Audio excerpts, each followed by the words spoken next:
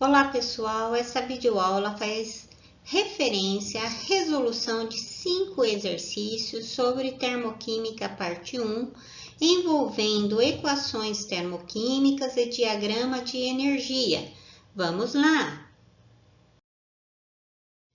No exercício 1, eu preciso identificar a alternativa correta, onde eu recebi a equação de metabolização de uma gordura aqui representada pelo trioleato de glicerol, tá? A equação de metabolismo no organismo dessa gordura é dada por C57H104O6 mais 80 mols de gás oxigênio, fornecendo 57 mols de gás dióxido de carbono, CO2, mais 52 mols de água. Nesse processo ocorre a liberação, olha, ΔH negativo, de 8 vezes 10 elevado à terceira quilocalorias, ou seja, ocorre a liberação de 8.000 quilocalorias. Vamos lá, então, identificar a alternativa correta. No item A, quando 442 gramas do trioleato de glicerol são metabolizados, são absorvidos 4.000 quilocalorias. Vou calcular a massa molar para poder fazer a correlação com gramas. Então, a massa molar do trioleato de glicerol é 57 mols de átomos de carbono com massa 12, 57 vezes 12, mais 104 mols de átomos de hidrogênio com massa 1, 104 vezes 1, mais 6 mols de átomos de oxigênio com massa 16, 6 vezes 16.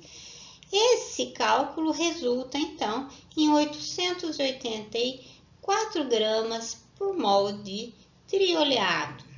No item A, ele fala que 442 gramas é metade. Então, se um mol é 884, 442 é meio mol. Então, quando meio mol do trioleato de glicerol são metabolizados, são absorvidos 4.000? Não, são liberados 4.000, então o item A está errado. No item B, a formação de 52 gramas de água libera 8.000. Esse 52, esse coeficiente estequiométrico antes aqui da água, ele não representa grama, ele representa mol. Então, são 52 mols, o item B está errado também. No item C, quando 6,02 vezes 10 elevado a 23 moléculas de trigliceróis decompõe-se, ocorre a absorção de 8.000. Não, sinal negativo equivale à liberação. O item C está errado também. No item D, ele fala que a liberação de 4.000 quilocalorias, quando o trioleato de glicerol é metabolizado, acarreta a produção de 57 mols de CO2. Bom, 4.000 é metade de 8.000. Então, eu preciso produzir metade de 57. Metade de 57 dá 28,5 mols de CO2. Então, o item D está errado também. O item E, então, são necessárias 4,816 vezes 10 elevado a 25 moléculas de oxigênio para metabolizar 884 gramas de trioleato de glicerol. Bom, 884 gramas equivale a 1 mol do trioleato de glicerol. 1 mol do trioleato reage com 80 mols de gás oxigênio. Vamos calcular, então, quantas moléculas existem em 80 mols do gás oxigênio. Então, 80 vezes 6 vezes 10 elevado a 23, resulta em 6 vezes 8, 48, 6 vezes 80 dá 480, vezes 10 elevado a 23, acertando esse número com uma casa depois da vírgula, eu fico com 4,8 vezes 10 elevado a 25 moléculas aproximadamente, né? Então, o item E está correto. No segundo exercício, eu recebo a equação de combustão do etino, também chamado de acetileno. Então, aqui o etino é o C2H2. A reação de combustão do acetileno é 1 mol de C2H2 do acetileno. Ele reage com 2,5 mol de gás oxigênio, formando 2 mols de dióxido de carbono, 2 mols de CO2, mais 1 mol de água. Nesse processo, ocorre a liberação, olha o ΔH é negativo, de 1.255 kJ. Eu quero saber qual é a quantidade de calor liberado quando eu queimo 130 gramas de acetileno, sabendo que o rendimento da reação é 80%. Vamos, então, inicialmente, calcular a massa molar do etino. Então, eu tenho 2 mols de átomos de carbono no etino, então C2 aqui. Cada átomo de carbono tem massa 12, então 2 vezes 12 mais. Tenho 2 mols de átomos de hidrogênio com massa 1, cada átomo de hidrogênio, então 2 vezes 1. Então, 12 vezes 12 dá 24, mais 2 resulta em 26 gramas por mol de etino. Posso, então, construir a regra de 3. 1 mol de etino contém 26 gramas e nesse processo pela equação termoquímica eu sei que 1 mol de etino libera, olha o sinal negativo, 1.255 kJ. Então, em 130 gramas, que é a questão a ser perguntada, ocorre a liberação de X, grama debaixo de grama, calor debaixo de calor. Isolando X, eu tenho menos 130 vezes 1.255 dividido por 26. Essa conta resulta em menos liberação, 6.275 kJ, mas ele me passou que o rendimento da reação é 80%. Então, eu vou multiplicar esse valor por 0,8. Já obtenho 80% desse valor, que resulta em menos 5.020 kJ. A resposta dessa questão, então, é C. Para resolver esse terceiro exercício, eu preciso analisar a tabela. A tabela eu tenho 3 combustíveis, a gasolina C8H18, o etanol C2H5OH e o gás hidrogênio H2. Tenho também a variação de entalpia, o ΔH de combustão de cada um desses combustíveis, da gasolina, do etanol e do gás hidrogênio. Tenho também a massa molar gramas por mol para cada um deles. Bom, vamos analisar o item A. Ele diz que o hidrogênio é o que apresenta menor impacto ambiental e maior vantagem energética. Bom, vantagem energética eu não posso fazer uma comparação direta pelos dados da tabela, porque o ΔH de combustão ele é dado em quilocaloria por mol. E o mol de cada substância é diferente uma da outra. Então, eu preciso padronizar os calores para poder fazer comparação. Então, o que eu vou fazer? Eu vou calcular a quantidade de calor liberado por grama de combustível. Para isso, eu vou fazer 3 regras de 3. Uma para a gasolina, outra para o etanol e outra para o hidrogênio. Bom, a primeira regra de 3 para a gasolina, então, 1 mol de gasolina contém 114 gramas e essa quantidade, 114 gramas, liberam 1.222,5 quilocalorias. 1 grama é X. Resolvendo X, isolando X, eu tenho que 1 grama de gasolina liberam menos 10,72 quilocalorias.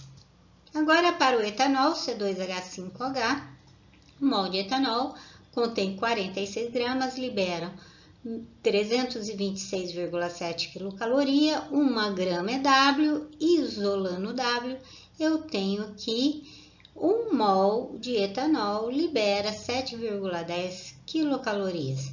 Para o hidrogênio, 1 mol de hidrogênio contém 2 gramas, liberam 68,3 quilocalorias. 1 grama Y, isolando Y, eu tenho que 1 grama de hidrogênio liberam menos 34,15 quilocalorias. Bom, olhando esses resultados, eu posso afirmar que o gás hidrogênio é o que apresenta a maior vantagem energética, porque libera maior quantidade de calor por grama de combustível queimado, tá?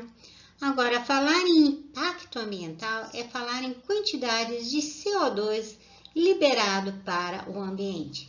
A gasolina tem 8 mols de carbono, C8, né?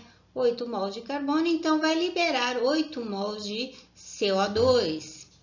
O etanol tem 2 mols de carbono. Na reação de combustão, vai liberar 2 mols de dióxido de carbono.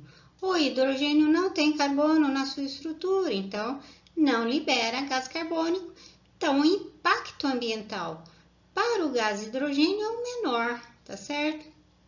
Com isso, a resposta é o item A, porque ele diz que o hidrogênio é o que apresenta menor impacto, sim, e maior vantagem energética. No quarto exercício, eu tenho que analisar o diagrama de energia, onde no eixo Y eu tenho entalpia dada em kJ, H, e no eixo X eu tenho o caminho da reação.